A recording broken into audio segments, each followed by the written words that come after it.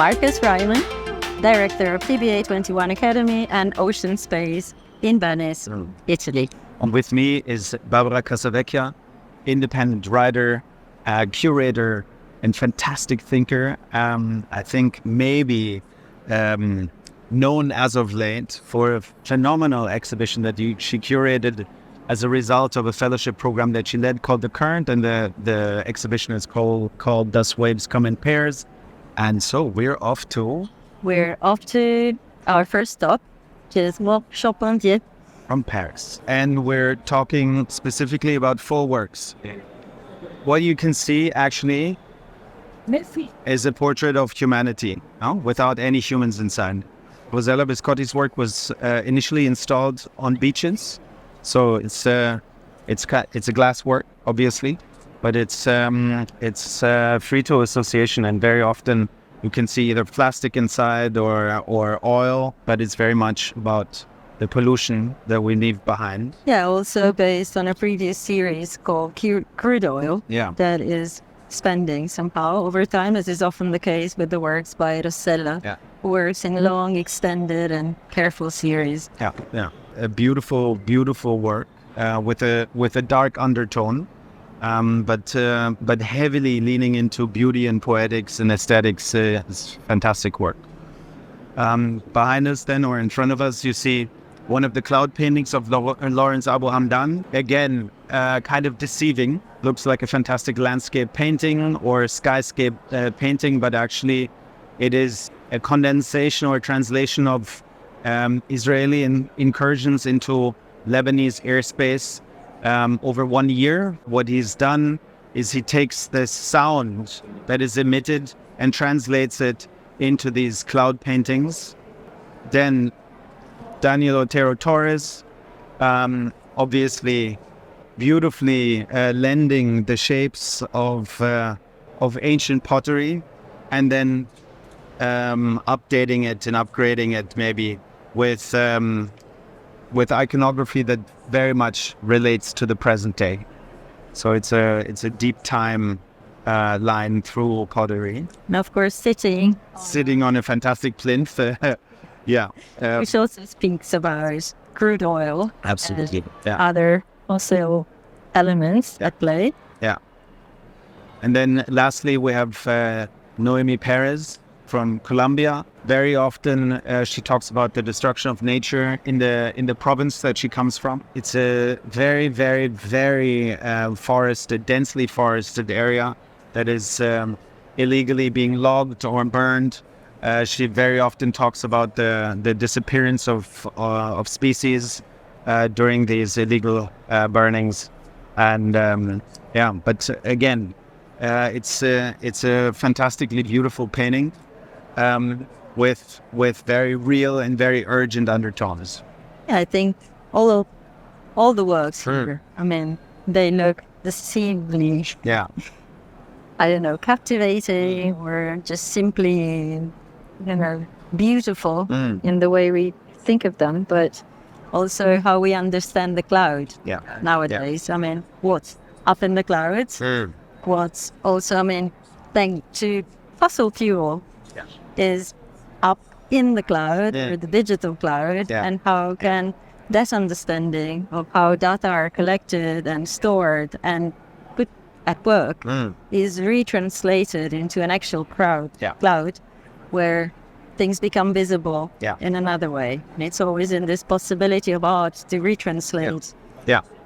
Especially also the language that has been chosen, the cloud, as if it's very light, disappearing, there's no footprint whatsoever. And then actually it's a very, very, very heavy, carbon heavy endeavor. So and also very dark cloud. I think it's also interesting how Lawrence kind of reversed. How we would imagine that landscape where usually the sky gets bluer on top. Well, here it's the opposite. It's such a heavy presence. Yeah. Shall we move on? Yeah. Cool. I think we are moving to another sky with other clouds or invisible. I think it's beautiful to see these galleries and their programs really being engaged without kind of overtly. I think we're here. an emphasis on the messaging without overtly being political, and yet very much so. No, very much so. Here we are, and we're with an Italian artist as well, which is Armin Linke, a fantastic photographer and filmmaker. This is an older work from 2006, very much in the visual language of Armin Linke, coming from architectural photography, actually. No? Yes. And somehow this is again, a representation of the classic landscape. Yeah. There are trees. Yeah. There are human presences, and there's a view. Yeah. Which is not such a visible view in this condition. Of course, what's to be seen at the distance is the city of Cairo, but it's also the heavily polluted skies above the city of Cairo. And very much in the way that Armin works with making the invisible visible, this is kind of a literal translation of that, no? In this kind of, in its opacity of the image, but very much about uncovering the infrastructure of extraction, the infrastructure of pollution, also the infrastructure of governance. But here we have it all beautifully condensed into one photograph. And also, there is this idea of the leisure that we often associate with the garden, the fact of being the beach under the trees, or there's Iceman. Of course, there's no ice and very little greenery here, but I think it also reflects in ways which are interesting on how a constant idea of regreening needs to be present even in arid conditions where, of course, nature does very different things. So how this idea of the leisure cafe is possibly a construct and coming from which standpoint? Well, and you see, if you look closely, you see kind of the infrastructure of irrigation in a complete absurd setting, once again. But maybe there's some kind of night lighting of these trees. And of course, there's also the super dense urban network in the back, just below, where one realizes that there's very little space left. Everything has been occupied by the tightly knit expansion of the urban space. And again, very often with Armin's work, you kind of you approach it, you think you understand it, and then he kind of forces you or gives you the opportunity to kind of look and find and discover, which is really, really one of the fantastic. And also, as is very common with Armin's work, the photograph is cut to a point where you both see horizon, possibly, or also see, how every image is a fictional construction. Absolutely. And just the cutting off of one fragment and framing it for the viewer to see. It's always very transparent in the construction of his images and in the construction of the archive. So you both see the content and you see the frame. And the beautiful thing about Armin is that this is really an ongoing life project. He's been working on this for many, many, many decades now. And many millions of images as well. And often, also opening up the archive for others to decide how to build a narrative across it. Either, amazing thinkers and scholars like Bruno Latour. To think through working very closely with scientists, ecology or scientists or other practitioners. So it's an interesting expansion, which is across disciplines of how just by using one device, which is the photographic image, one can really build much broader networks of thinking and also of readings. And it's like, and that's really the beauty of Armin's kind of work of engaging different communities to read the archive, to read his images, to interpret and reinterpret and kind of assemble a multiplicity of voices around what we think is obvious. And of course, also for the project that he developed for TVA 21 Academy. The whole issue of deep sea mining has been developed across found footage, conversation with activists, recordings of the going to the International Seabed Authority, which is the United Nations body that actually administers the resources on the deep seabed, which is called the Common Heritage of Mankind, not humankind, still mankind. But Amin was the first one to actually get access for 2 weeks of a General Assembly and photograph the entire process, and was happened to be there when the election happened that kind of accelerated everything, because the man that was elected to become Secretary General is a man called Michael Lodge. And Michael Lodge is absolutely pro-mining, and since then, since Amin's presence, this entire process, initiative, prospect has accelerated. Somehow, of course, we don't see it here, but this expansion of humankind above and below water is also very much part of the work that always present. Armin has been putting there very constantly, working. And from the very first works, I remember the Alps or reflections on the dams. So how human infrastructure has a potentially completely destructive power, and how we need to be aware of that. Absolutely. So here we are at Gallery Marsa in a section which is called Back to the Future, curated by Daphne Ayas and Francesco Manacorda. And I think it's very interesting how all the booths that are present in this section give room, space and attention to women artists, mostly from the 50s and 60s, that need to be reinscribed in the storytelling around art history. So here the works are by Baya Mantirdi, fantastic painter, an intersection with modernism, but took place in Paris when she was very, very young, at a time where all the great heroes of art history were definitely male. So maybe you can tell us a bit also about her biography and how did she ended up at 16 in Paris? Yeah, sure. I mean, I think the enigma of Baya's story is really what keeps us around and here today. At the age of around 10, 11, Baya and her grandmother had started working in an allotment for a French family.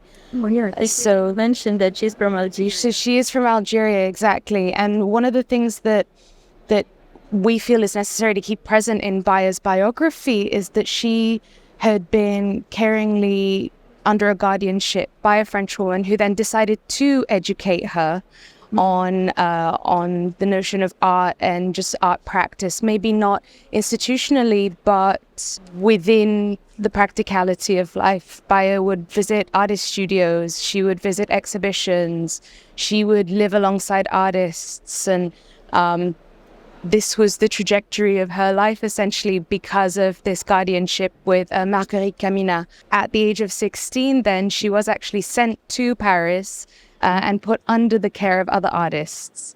So Marguerite didn't necessarily follow her, but gave her autonomy from an incredibly young age. Upon having many opportunities presented to her at the age of 16 throughout that year, she ultimately decided to stay in Algeria and didn't feel that the life that she could insert herself in was one that she necessarily wanted to or needed to.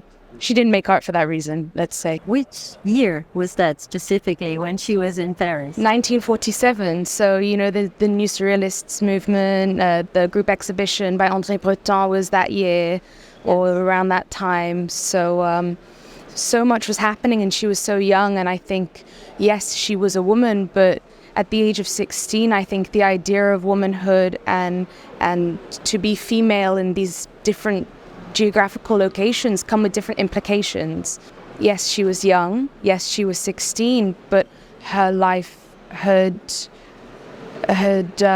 given her so much to have to understand how to function in the world. I think she kept. Yeah, and of course, I mean, France and Algeria, as we know, I mean, they also bear a complicated colonial and then post-colonial relationship.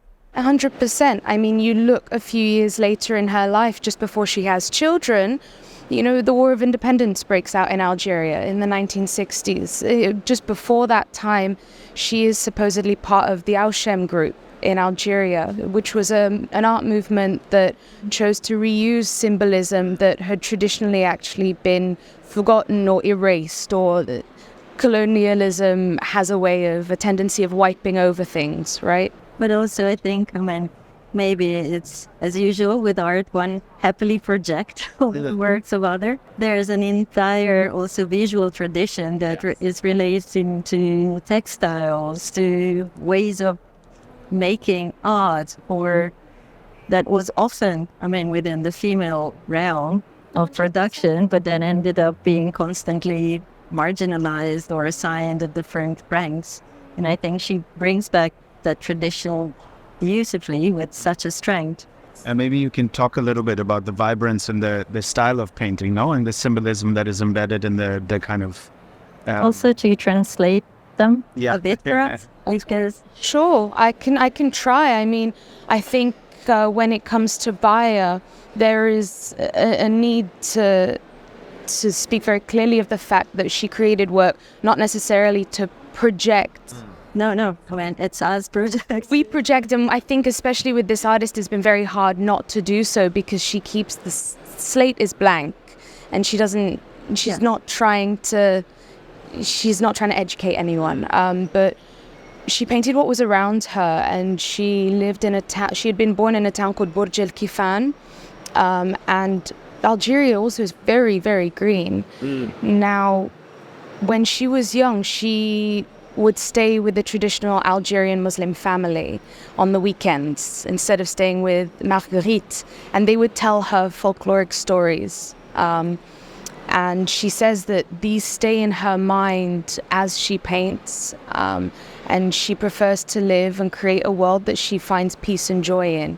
And that was the women that she stayed around. That was the beautiful garden that her musician husband, had built and that they lived in. That was, it was whatever was around her. Maybe I like to keep it plain in that regard. The romanticism of her own life was something that inspired her.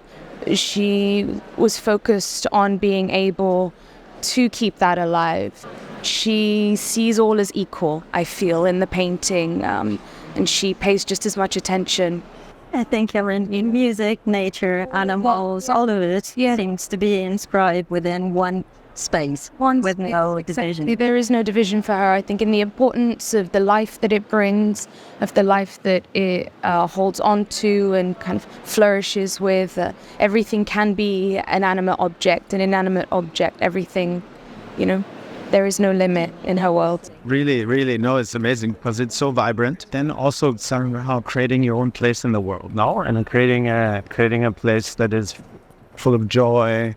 And it's really, thank you for pointing around. Thank you. He's contemporary from Milan. Exactly. It's in Italy, but the two founders are from Poland. Mm-hmm. And they opened quite recently, so it's also nice to look into the work of younger galleries. Yeah. Yes, they opened during COVID. More or less in coincidence with COVID. And they are also supporting the works of many women artists. Mm-hmm. And this is also one of the reasons for us trying to point out their work. Yeah. I think we found a very nice balance. Must be like 75% women, 25%. I wasn't counting. Something like that. I would like to talk about the bust of Mila Panitz. It's me always mispronouncing, because I think of panic, which of course it's something she also plays around, I think, because of how her surname is spelled. She has the very unusual characteristic of being both a visual artist and a stand-up comedian, and the two parts of her practice often overlap. And when she is invited to exhibit her works, as she had done recently at the Autostrada Biennale in Kosovo, she writes new stand-up pieces and also, creates large, expansive installations. Here, the drawings are on a smaller scale because it's an art fair. So it's a bit easier, but of course, this line in between laughing and not so much is often at the core of her works, because she I mean, by having been a witness to one of her stand-up pieces, it's hard, I mean, not to laugh, and it's hard not to be in pain while laughing, because also she is from Bosnia, and she brings with her, I mean, a story which is extremely tense and complicated and still unresolved. I mean, also in terms of where that part of the geography of Europe is being positioned, or, I mean, how easy it is to have a visa when you're from such a place, how free you are to move compared to other people, I mean, your age. Or she lives in Berlin, so she also, as this piece shows, it says between here and there. The word between here and there refers to all the journeys that she's doing very often between Bosnia and Berlin. And that's the place where this little microcosmos is created between different people traveling among different borders, exchanging contacts, exchanging objects sometimes. And that's the place where she gathers a lot of inspiration, exactly, for the stand-up comedy, for the drawings. Yeah, it's a very important part of her work. I mean, her personal experience. It's usually the starting point. The in-betweenness. In-betweenness, the uncertainty between here and there all the time. And of course, I mean, there are people who move across borders, I mean, traditionally, because they come from cultures that are nomadic, for instance. And this is not so simple either across Europe and many other borders, for instance. But it's also, I think, I mean, the history of the Balkans is constantly also between here and there, because it's absolutely, it's constantly being rewritten and constantly geographies. And also shifting political systems, no? Absolutely. We are in constant flux. And often I find it's also being introduced and somehow framed in between the then and the now, in terms of re-explain each time the super complex historical backgrounds that link to a present situation that is never standing still somehow. That's true, but I think like what's also special about Mila, and that's what you already said, that she is able to talk about those difficult issues with a little bit of humor. Yes. And that's what was really important to me. Exactly. Angry immigrant woman, always with a smile. And the fact that she's trying to introduce this stand-up comedy into contemporary art discourse, I think it's very important, because sometimes when we are in so desperate situations, it's important to know how to laugh maybe sometimes and smile, even if it's hard. It's such a topos, that of the angry woman. We know feminism has taught us a thing or two about how allowed one is to be angry in given context, how constantly problematic it is to be angry, and who is allowed to be angry and who is not allowed to be angry, especially and how in these situations, who decides who is allowed to be angry, who's allowed to protest, and so forth. So in a very light but also strong way, I would say, because she's there's a sharp edge to the humor, no? There's a sharp edge to it. I thank you for bringing her work to Turin, but also if you want to say a little more, maybe about how your gallery is working. Oh, of course. Yes, 2 young gallerists work together. Absolutely. So It's Contemporary. It's a gallery that I'm running together with Julia.